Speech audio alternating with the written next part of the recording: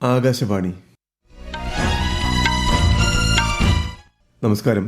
വാർത്തകൾ വായിക്കുന്നത് നരേന്ദ്രമോഹൻ.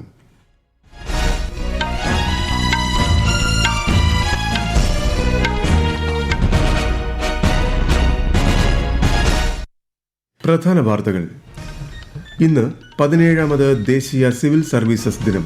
പ്രധാനമന്ത്രി നരേന്ദ്രമോദി രാജ്യത്തെ സിവിൽ സർവീസ് ഉദ്യോഗസ്ഥരെ അഭിസംബോധന ചെയ്യും. 4 ദിവസത്തെ ഔദ്യോഗിക സന്ദർശനത്തിനായി American vice president JD Vance ഇന്ന് ന്യൂഡൽഹിയിലെത്തും. മേഘവിസ്ഫോടനവും മണ്ണിടിച്ചിലുമുണ്ടായ ജമ്മുകാശ്മീരിലെ റംബാൻ ജില്ലയിൽ രക്ഷാ ദുരിതാശ്വാസ പ്രവർത്തനങ്ങൾ ഇന്നും തുടരും. കേരള സർക്കാരിന്റെ 4ാം വാർഷികാഘോഷം മുഖ്യമന്ത്രി പിണറായി വിജയൻ ഇന്ന് കാസർഗോഡ് ഉദ്ഘാടനം ചെയ്യും. ജോർദാനിൽ നടക്കുന്ന ഏഷ്യൻ അണ്ടർ 15, അണ്ടർ 17 ബോക്സിംഗ് ചാമ്പ്യൻഷിപ്പുകളിൽ ഇന്ത്യയ്ക്ക് വിജയത്തുടക്കം. വാർത്തകൾ വിശദമായി. ഇന്ന് 17ാമത് ദേശീയ സിവിൽ സർവീസസ് ദിനം. ദിനാചരണത്തിന്റെ ഭാഗമായി ന്യൂഡൽഹിയിൽ നടക്കുന്ന പരിപാടിയിൽ പ്രധാനമന്ത്രി നരേന്ദ്രമോദി രാജ്യത്തെ സിവിൽ സർവീസ് ഉദ്യോഗസ്ഥരെ അഭിസംബോധന ചെയ്യും. പൊതുഭരണ രംഗത്തെ മികവിനുള്ള പുരസ്കാരങ്ങളും ശ്രീ മോദി സമ്മാനിക്കും. വിവിധ വിഭാഗങ്ങളിലായി 14 പുരസ്കാരങ്ങളാണ് പ്രധാനമന്ത്രി സമ്മാനിക്കുക. 1947 Sardar Vallabhbhai Patel administrative service officer പ്രൊബേഷണർമാരെ അഭിസംബോധന ചെയ്തതിന്റെ സ്മരണയിലാണ് രാജ്യം ഇന്ന് സിവിൽ സർവീസസ് ദിനമായി ആചരിക്കുന്നത്. പ്രധാനമന്ത്രി നരേന്ദ്രമോദിയുടെ സൗദി അറേബ്യ സന്ദർശനത്തിന് നാളെ തുടക്കമാകും. പ്രധാനമന്ത്രിയുടെ 3ാം സൗദി സന്ദർശനമാണ് ഇത്.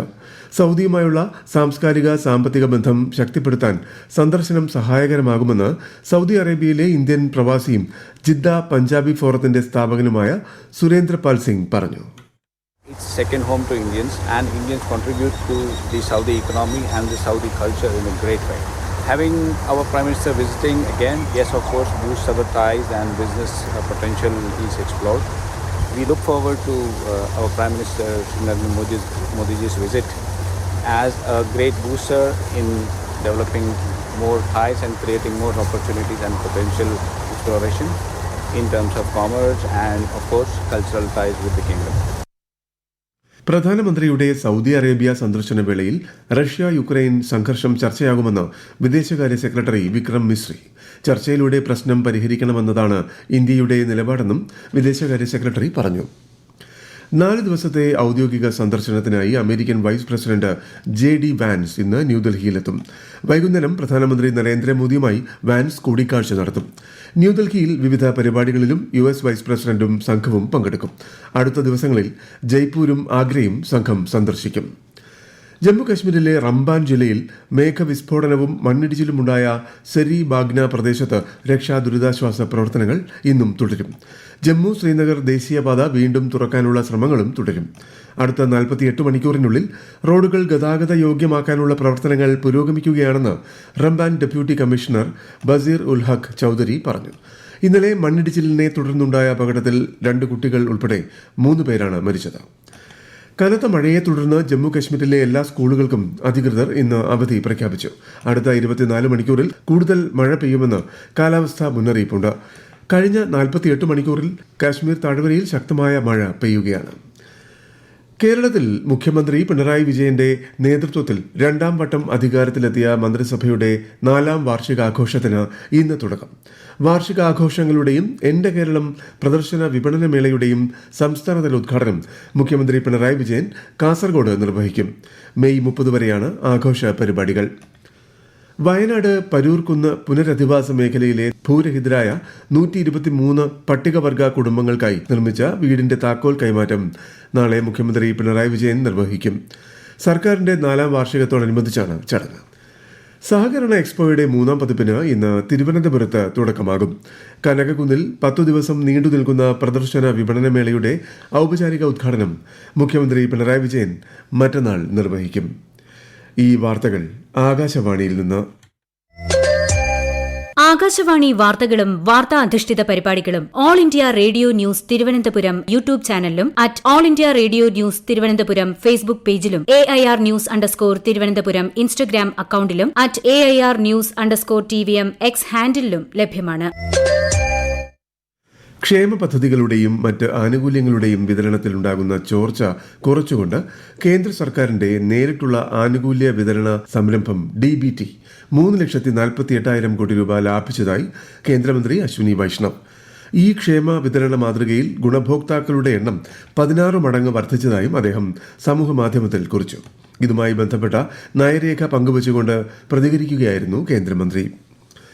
വ്യാജ വാർത്തകളും തെറ്റായ വിവരങ്ങളും അതിവേഗം പ്രചരിക്കുന്ന മത്സരാധിഷ്ഠിത ലോകത്ത് ആധികാരിക വിവരങ്ങൾ നൽകുന്നത് വെല്ലുവിളിയായി മാറിയെന്ന് കേന്ദ്ര വാർത്താവിതരണ പ്രക്ഷേപണ സഹമന്ത്രി എൽ മുരുകൻ.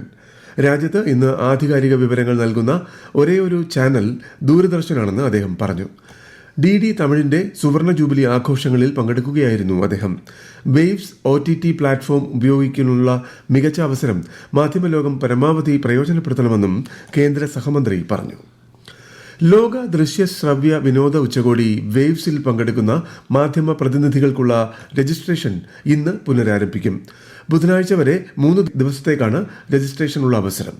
മാധ്യമ പ്രൊഫഷണലുകൾ, ഫോട്ടോഗ്രാഫർമാർ, ഡിജിറ്റൽ ഉള്ളടക്ക സൃഷ്ടാക്കൾ എന്നിവർക്ക് ഓൺലൈനായി അപേക്ഷിക്കാം. വേവ്സ് ഉച്ചകോടിയിൽ പങ്കെടുക്കാൻ അവസരം ലഭിച്ചതിൽ അതിയായ സന്തോഷമുണ്ടെന്ന് ഖാദിയുടെ പ്രചാരം വർദ്ധിപ്പിക്കുന്നതിനായി സംഘടിപ്പിച്ച make the world wear khadi മത്സരത്തിലെ ഫൈനലിസ്റ്റുകളിൽ ഒരാളായ കാജൽ തിർലോത്കർ പറഞ്ഞു. And I'm extremely excited to be one of the finalists from Maharashtra at the Wave Summit from the advertisement category for the brief Make the World Wear Khadi. And I'm extremely grateful to the Ministry of Information and Broadcasting Government of India for allowing all of us to showcase our creative idea that will take India to the world. ജോർദാനിൽ നടക്കുന്ന Asian under 15, under 17 boxing ചാമ്പ്യൻഷിപ്പുകളിൽ ഇന്ത്യയ്ക്ക് വിജയത്തുടക്കം. 43 kilogram വിഭാഗത്തിൽ Hardik ദഹിയയും 46 kilogram വിഭാഗത്തിൽ രുദ്രാക്ഷ് സിംഗും പ്രാഥമിക റൗണ്ടിൽ മികച്ച വിജയം നേടി. ഒളിമ്പിക് കൌൺസിൽ ഓഫ് ഏഷ്യയുടെയും പുതുതായി രൂപീകരിച്ച വേൾഡ് ബോക്സിംഗിന്റെയും അംഗീകാരത്തോടെ ഏഷ്യൻ ബോക്സിംഗ് സംഘടിപ്പിക്കുന്ന ആദ്യ ടൂർണമെന്റാണ് ഇത്. ISSF ലോകകപ്പ് 10 മീറ്റർ എയർ റൈഫിൾ മത്സരത്തിൽ ഇന്ത്യയുടെ രുദ്രാക്ഷ് പട്ടേൽ ആര്യ ബോട്ട്സ് സഖ്യത്തിന് വെള്ളി. പെറുവിലെ ലിമയിൽ നടക്കുന്ന ഷൂട്ടിംഗ് ലോകകപ്പിൽ ഇന്ത്യ ഇതുവരെ 2 സ്വർണവും 3 വെള്ളിയും 1 വെങ്കലവും നേടിയിട്ടുണ്ട്. മെഡൽ പട്ടികയിൽ ചൈനയ്ക്കും USA-ക്കും പിന്നിൽ 3ാമതാണ് ഇന്ത്യ. ഇന്നലെ നടന്ന IPL ക്രിക്കറ്റ് മത്സരങ്ങളിൽ മുംബൈ ഇന്ത്യൻസിനും റോയൽ ചലഞ്ചേഴ്സ് ബംഗളൂരുവിനും ജയം. മുംബൈ ഇന്ത്യൻസ് 9 വിക്കറ്റിന് ചെന്നൈ സൂപ്പർ കിങ്സിനെ പരാജയപ്പെടുത്തി. ബംഗളൂരു പഞ്ചാബ് കിങ്സിനെ 7 വിക്കറ്റിനും പരാജയപ്പെടുത്തി. കാനഡയിൽ വാൻകൂവറിലുള്ള ഗുരുദ്വാരയിൽ ഖാലിസ്ഥാൻ ആക്രമണം. റോസ് സ്ട്രീറ്റ് ഗുരുദ്വാര എന്നറിയപ്പെടുന്ന ഖൽസ ദിവാൻ സൊസൈറ്റി ഗുരുദ്വാരയിൽ അതിക്രമിച്ച് കടന്ന് അക്രമികൾ ഖാലിസ്ഥാൻ അനുകൂല ചുവരെഴുത്തുകൾ പതിപ്പിക്കുകയായിരുന്നു. ഖാലിസ്ഥാൻ തീവ്രവാദത്തിനെതിരെ കാനഡയിലെ ഹിന്ദു സിഖ് സമൂഹങ്ങൾ ശക്തമായ സർക്കാർ നടപടി ആവശ്യപ്പെടുമെന്ന് കനേഡിയൻ MP ചന്ദ്ര ആര്യ പറഞ്ഞു. റഷ്യൻ പ്രസിഡന്റ് വ്ളാഡിമിർ പുടിൻ പ്രഖ്യാപിച്ച ഈസ്റ്റർ വെടിനിർത്തലിന്റെ ഭാഗമായി റഷ്യയും യുക്രൈനും പരസ്പരം തടവുകാരെ കൈമാറി. 2022 ഫെബ്രുവരിയിൽ സംഘർഷം ആരംഭിച്ചതിനു ശേഷം നടക്കുന്ന ഏറ്റവും വലിയ കൈമാറ്റമാണ് ഇത്. പരിക്കേറ്റവർ ഉൾപ്പെടെ ഏകദേശം 500 സൈനികരെ മോചിപ്പിച്ചു. അതിനിടെ 30 മണിക്കൂർ ഈസ്റ്റർ വെടിനിർത്തൽ യുക്രൈൻ ലംഘിച്ചതായി റഷ്യൻ പ്രതിരോധ മന്ത്രാലയം ആരോപിച്ചു. റഷ്യയുടെ ആക്രമണം തുടരുകയാണെന്നും സമാധാനം പുനഃസ്ഥാപിക്കുന്നതിന് വെടിനിർത്തൽ 30 ദിവസത്തേക്ക് നീട്ടണമെന്നും യുക്രൈൻ പ്രസിഡന്റ് വ്ളാദിമിർ സെലൻസ്കിയും പറഞ്ഞു.